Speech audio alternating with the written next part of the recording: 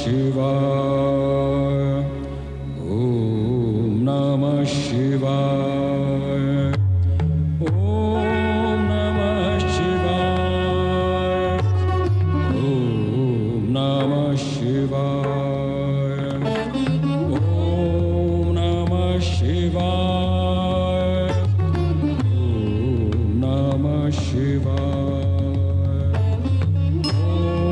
नमः शिवाय ॐ नमः शिवाय ॐ नमः शिवाय ॐ नमः शिवाय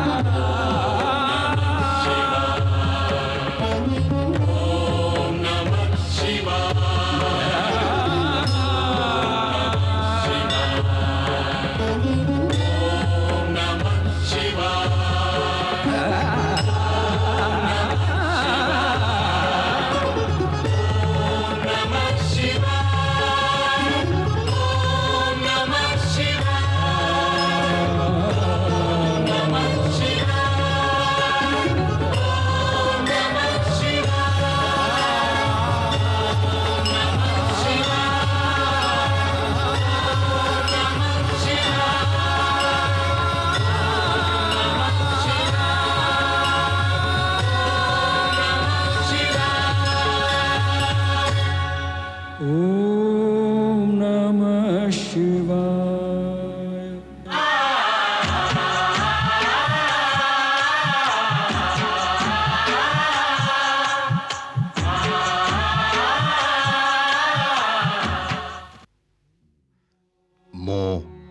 ओंकार तीन कालर आकार को निज परिधि सीमित करिथिबा ओंकार निज निराकार नेत्र रे मु जगत रे घटुथिबा गतिविधि को निरंतर अवलोकन करुछि।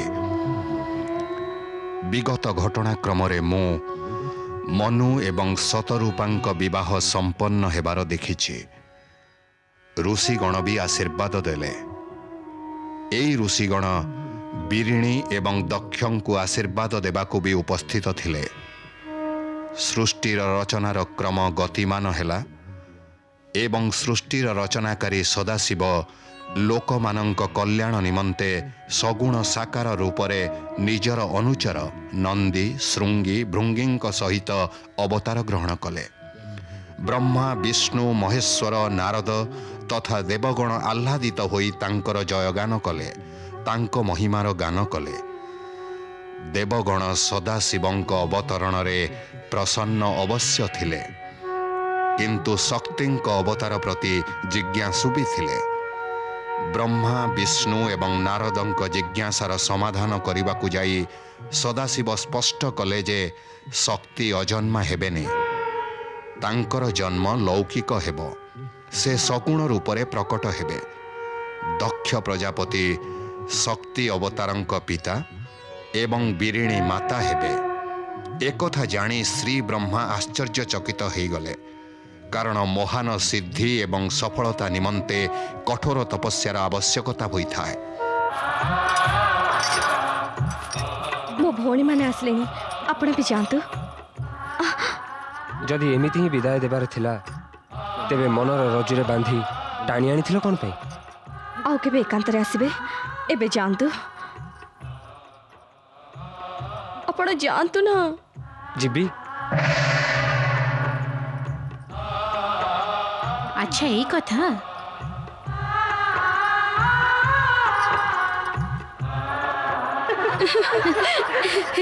कहा सहित कथा हेतलु राती? कहा सहित नुहे? ନଥିଲେ। ଇଏ ନିଜ ନିଜ ସହ କଥା ହେଉଥିଲା। ଲାଗୁଛି ଇଏ ପଥଉଡ଼ା ହେଲାଣି। ଆଖି କନିଆ ସାଜିଛି ଆଉ ପତା ଓଢ଼ଣୀ ସଜାଉଛି। ଅଧରରେ ନା ନା ଆଉ ମନରେ ହଁ ହଁ।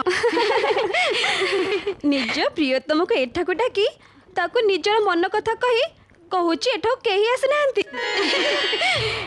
କହନା ରତି, ସେ କିଏ ଥିଲେ ଯିଏ ତୋ ହୃଦୟକୁ ଶୀତଳ ପବନ ଭଳି ସ୍ପର୍ଶ କରି ଆନନ୍ଦିତ କରିଗଲେ? କହନା ରତି, ସେ କିଏ ଥିଲା ଯାହାର ମିଳନରେ ତୋ ମୁଖର ଲାଳିମା ଆହୁରି ଚମକି ଉଠିଲା? କହନା, ସେ କିଏ ଥିଲେ ଯିଏ ତୋ ଚଞ୍ଚଳ ଚାହାଣୀ ଆଉ ମଦ ମତ ସ୍ମିତ ହାସରେ ବାନ୍ଧି ହୋଇ ଏଯାଏଁ ଚାଲି ଆସିଥିଲେ? ସେ କିଏ ଥିଲେ, କୋଉଠୁ ଆସିଥିଲେ, ମୁଁ କିଛି ବି ଜାଣିନି। ଓହୋ, କିନ୍ତୁ ତାଙ୍କ ଆଗମନରେ ମୁଁ ଯେଉଁ ଆନନ୍ଦ ଅନୁଭବ କରିଛି ତାକୁ ମୁଁ କହିପାରିବିନି। ଆଚ୍ଛା, ତାହେଲେ ଆମକୁ ହିଁ ଖବର ନେବାକୁ ହବ ଯେ ସେ ଥିଲେ କିଏ।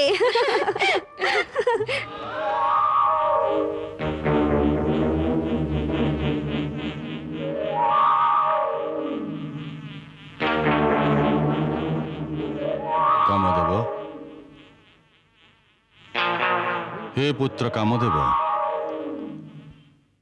ପ୍ରଣାମ ପିତାଶ୍ରୀ ବ୍ରହ୍ମଦେବ। ଆୟୁଷ୍ମାନ ଭବ। କେଉଁଠୁ ପ୍ରତ୍ୟାବର୍ତ୍ତନ କରୁଛ ଆଉ କେଉଁ ସ୍ଥାନକୁ ପ୍ରସ୍ଥାନ କରୁଛ? ମୁଁ ତ ଏମିତି ଆକାଶରେ ଭ୍ରମଣ କରୁଥିଲି ପରମପିତା। ଏମିତି ଲାଗୁଛି ଯେ ତମେ ଦକ୍ଷ ପ୍ରଜାପତିଙ୍କ ମହଲରୁ ଫେରୁଛ। କ'ଣ କହୁଛନ୍ତି ପରମପିତା? ତୁମର କ'ଣ ଏଇଆ କାମନା ନୁହଁ? ଆସ ମୋ ସହିତ। ଏବେ ତୁମର ରତିଙ୍କଠୁ ଅଧିକ ସମୟ ଦୂରେଇ ରହିବା ଉଚିତ ନୁହଁ। ଆସ କାମଦେବ।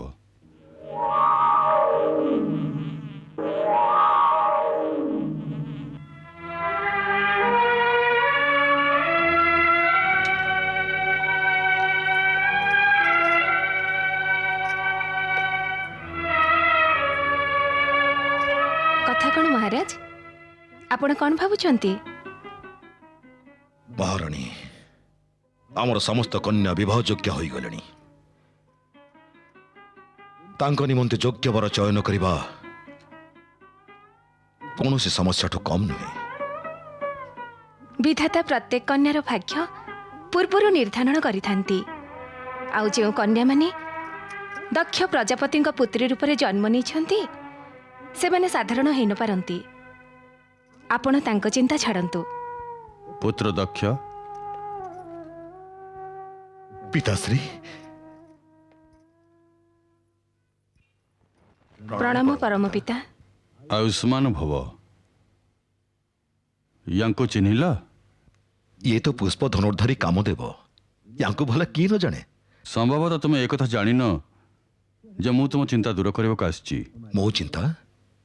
ଚିନ୍ତା କ'ଣ ପିତାଶ୍ରୀ? ତୁମ ପୁତ୍ରୀ ରତି ନିମନ୍ତେ କାମଦେବ ହିଁ ସର୍ବଶ୍ରେଷ୍ଠ ବର। ମୋ ଇଚ୍ଛା ଯେ ତୁମେ ଦୁହିଁଙ୍କର ବିବାହ ଖୁବ୍ ଶୀଘ୍ର ସମ୍ପନ୍ନ କର। ରତି ଆଉ କାମଦେବ ପତି ପତ୍ନୀ ରୂପରେ ପରସ୍ପର ପାଇଁ ସମ୍ପୂର୍ଣ୍ଣ ଯୋଗ୍ୟ। ଏବେ ଭାବିବାର ସମୟ ନାହିଁ ଦକ୍ଷ। ମୁଁ ଜାଣିଛି ଯେ ରତିଙ୍କ ଜନ୍ମ କାମଦେବଙ୍କ ନିମନ୍ତେ ହୋଇଛି ଆଉ ଏ ଦୁହିଁଙ୍କ ଆକର୍ଷଣ ଶକ୍ତି ପରସ୍ପରକୁ ନିକଟତର କରିଛି। ଯଦି ଏମିତି କଥା, ତେବେ ଆପଣଙ୍କ ଆଜ୍ଞା ଆମର ଶିରଧାର୍ଯ୍ୟ ପରମ ପିତା। ଆମେ ଆପଣଙ୍କ ଆଜ୍ଞା ଶୀଘ୍ର ହିଁ ପାଳନ କରିବୁ।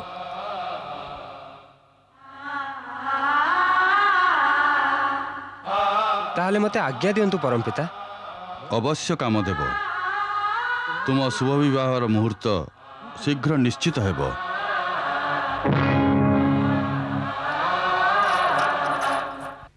ଅକସ୍ମାତ୍ ଆପଣଙ୍କ ଦର୍ଶନ ଲୋଭି ଆମକୁ ଅପାର ଆନନ୍ଦ ମିଳିଲା ପରମ ପିତା।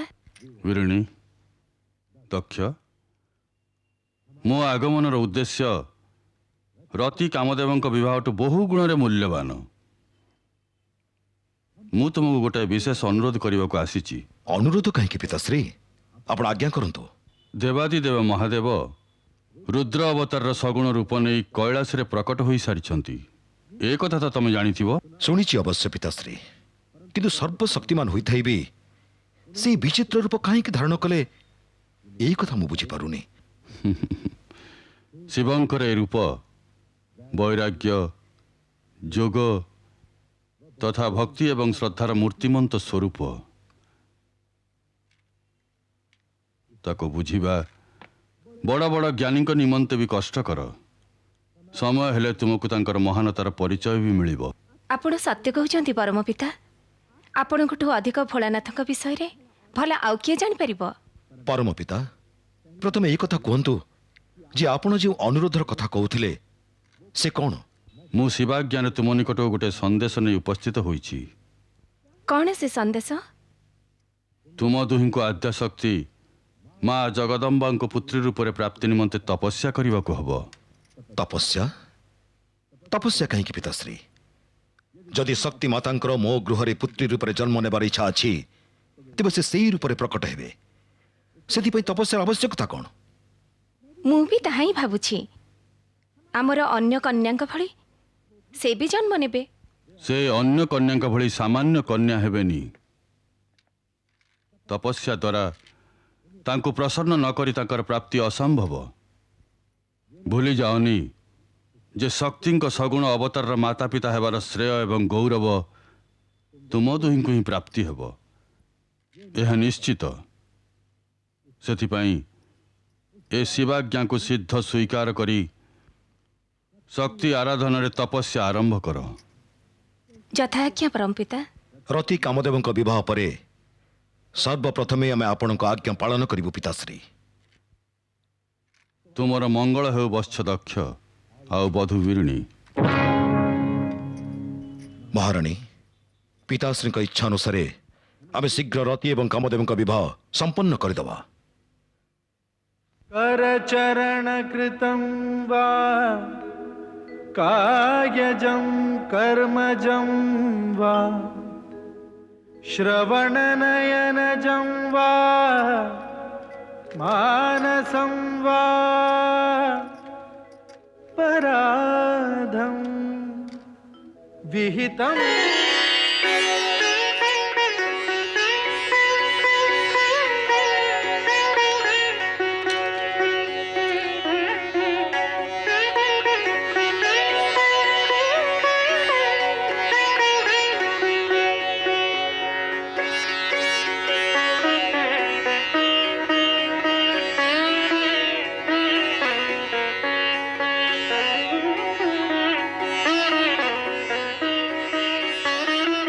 ପୁତ୍ର ଦକ୍ଷ, ଏବେ ଶିବାଜ୍ଞା ଅନୁସାରେ ତୁମେ ଆଉ ପୁତ୍ରବଧୂ ବିରିଣୀ ଶୀଘ୍ର ହିଁ ଶକ୍ତି ଆରାଧନା ଆରମ୍ଭ କର।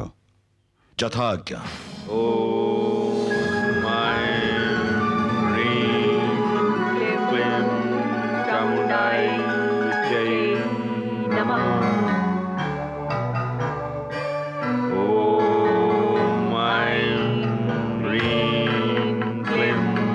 चामुंडाई विजय नमः। ओम ऐं ह्रीं क्लीं चामुंडाई विजय नमः। ओम ऐं ह्रीं क्लीं चामुंडाई विजय नमः। ओम ऐं ह्रीं क्लीं चामुंडाई विजय नमः। ओम ऐं ह्रीं चामुंडाई विजय नमः। ओम ऐं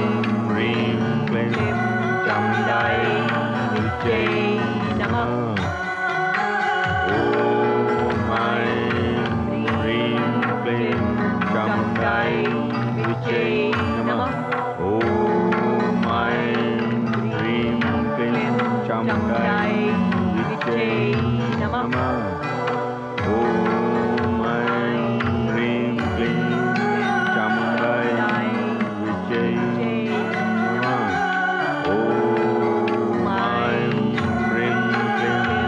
ऐं ह्रीं क्लीं चामुंडाई विजय नमः। ओम ऐं ह्रीं क्लीं चामुंडाई विजय नमः। ओम ऐं ह्रीं क्लीं चामुंडाई विजय नमः। ओम ऐं ह्रीं क्लीं चामुंडाई विजय नमः। ओम ऐं ह्रीं क्लीं चामुंडाई विजय नमः। ओम ऐं ह्रीं क्लीं चामुंडाई विजय नमः। ओम ऐं ह्रीं क्लीं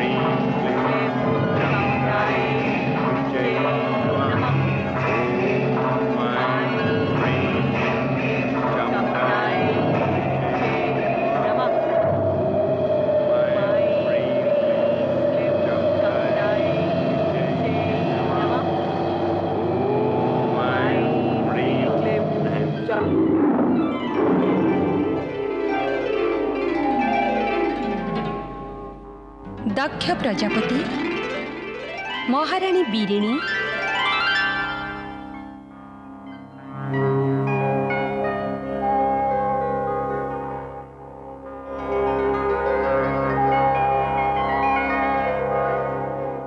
हे माँ जगदम्बे अष्टभुजाधारी विश्वेश्वरी प्रणाम।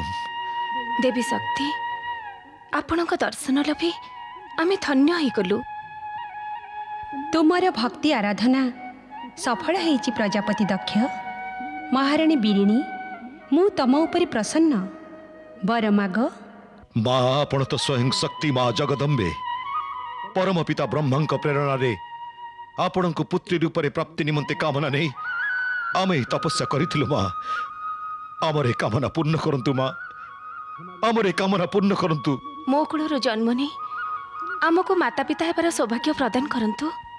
आमर इच्छा पूर्ण करंतु आदिशक्ति विश्वेश्वरी। तथास्तु किंतु मोर एमिति भावे शक्ति रूप में प्रकट हेबा शीघ्र ही तम स्मृति उभे जीव। ये कौन पाई माँ?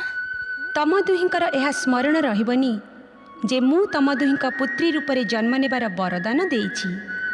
ये कौन पाई माँ सर्वेश्वरी?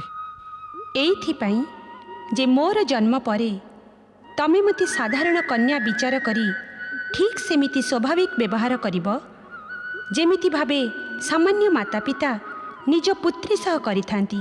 एसबु कहीं माँ?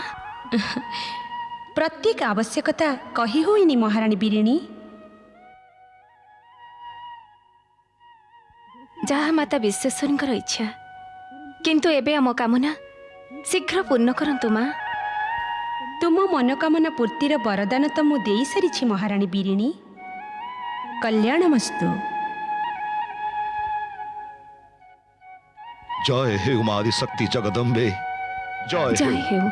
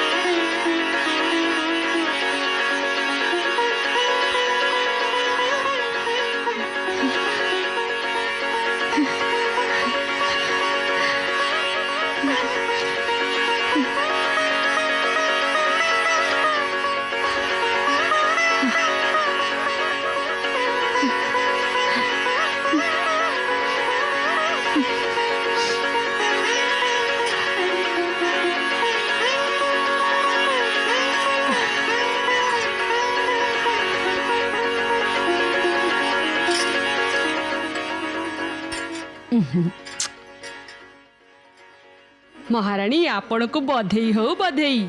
आपण को घरे गोटे तेजस्विनी कन्या जन्म नहीं। बधई महाराणी बधई। चलो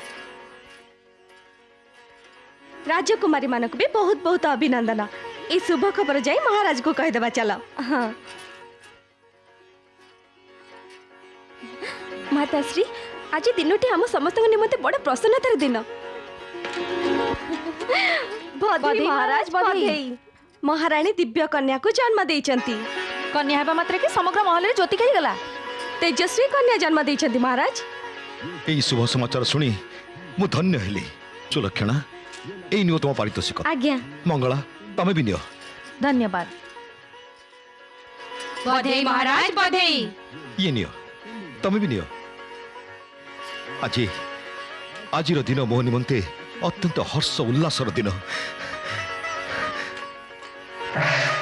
नारायण नारायण अभिनंदन राजन दिव्य कन्यार जन्म अवसर रे अभिनंदन देवर्षि आश्चर्य आप ठीक समय पहुंची नारायण नारायण आश्चर्य कहीं राजन दिव्य कन्यार जन्मर मुहूर्त ही मत एटा टाणी आनी कन्या दर्शन निमंते आपण मन कौन व्यग्र हो उठुनी अवश्य देवर्षि आपण भी आसतु नारायण नारायण नारायण पिताश्री अभिनंदन अभिनंदन पिताश्री अभिनंदन तम समस्त को अभिनंदन आज दिनटी अत्यंत मंगलमय जाओ समस्त मिसी मंगल संगीत गाओ आ वातावरण को मंगलमय कर दियो चलो चलो चलो देवीगण आनंद कर देवीगण ये नियो प्रणाम महाराज नारायण नारायण दर्शन लभी नेत्र धन्य हो गला भ्राता दक्ष ए तेजस्विनी कन्या नामकरण ए मुहूर्त रे हिजिबा उचित नामकरण एई मुहूर्त रे आजिर ए दिन ए मुहूर्त अत्यंत पवित्र जहाँ आपण इच्छा देवर्षि यांक दर्शन रे मन रे सात्विक भाव प्रकट होछि तेणु करी यांक नाम सती हेबा उचित सती धन्यवाद देवर्षि आपण कन्यारती उत्तम नाम देइचंती आमर ए कन्या सती नाम ही विदित हेबो मु ए मुहूर्त रे समग्र राज्य रे घोषणा कर देउछि जे प्रजापति दक्ष कन्या सती जन्म नेछि नारायण नारायण दक्ष कन्या सतींकर जय हो दक्ष कन्या सतींकर जय हो दक्ष कन्या सतींकर जय हो।